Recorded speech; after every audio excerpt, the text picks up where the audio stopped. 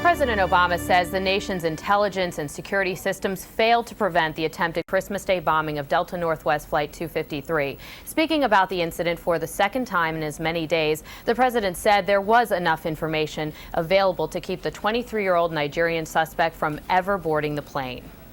What already is apparent is that there was a mix of human and systemic failures that contributed to this potential catastrophic breach of security. We need to learn from this episode and act quickly to fix the flaws in our system, because our security is at stake and lives are at stake. The president is calling for a review of terror watch lists and airport security procedures. However, he's facing criticism for the way he and at least one member of his cabinet have responded to the terror attack. And with us now to discuss the potential political fallout is Nia Malika Henderson, White House reporter for Politico. Good morning. Good morning.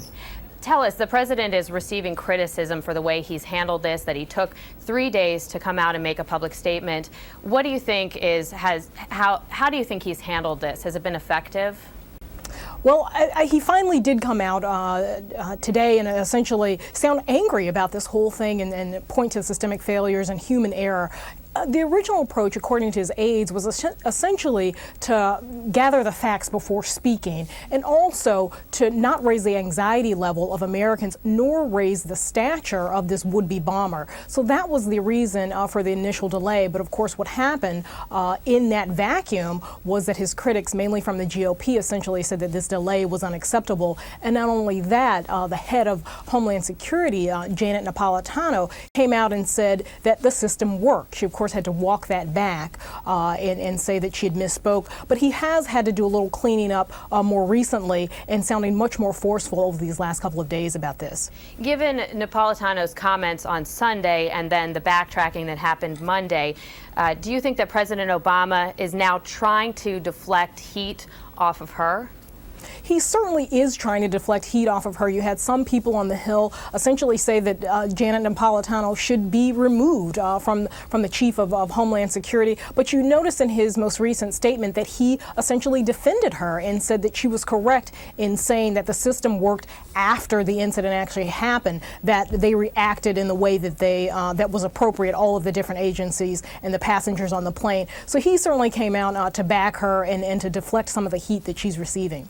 The president's pick for the TSA to head it up has been put on hold in the Senate for some time now. Do you think that that's going to change how Congress handles this? Well, you heard Senator Harry Reid come out and say that come January, they're going to immediately look to confirm the president's pick for the TSA chief. This has been a position that has gone without a permanent chief for a year now, and some are obviously looking at the lapses in TSA as one of the reasons why this security breach happened. So they are certainly looking to fast track that when Congress goes back in session in January. The delay is all about unions and this idea that the TSA could be unionized. So again, there are all sorts of politics being played here, and you've heard the White House and his aides, some people I've talked to have said, you know, they're not going to play politics with this, and it's a really kind of dangerous game to play politics with the nation's security. Yeah, absolutely. Hopefully they realize safety comes ahead of those politics. So, Nia Malika Henderson, thank you so much for joining us this morning. We appreciate it. Great to be here.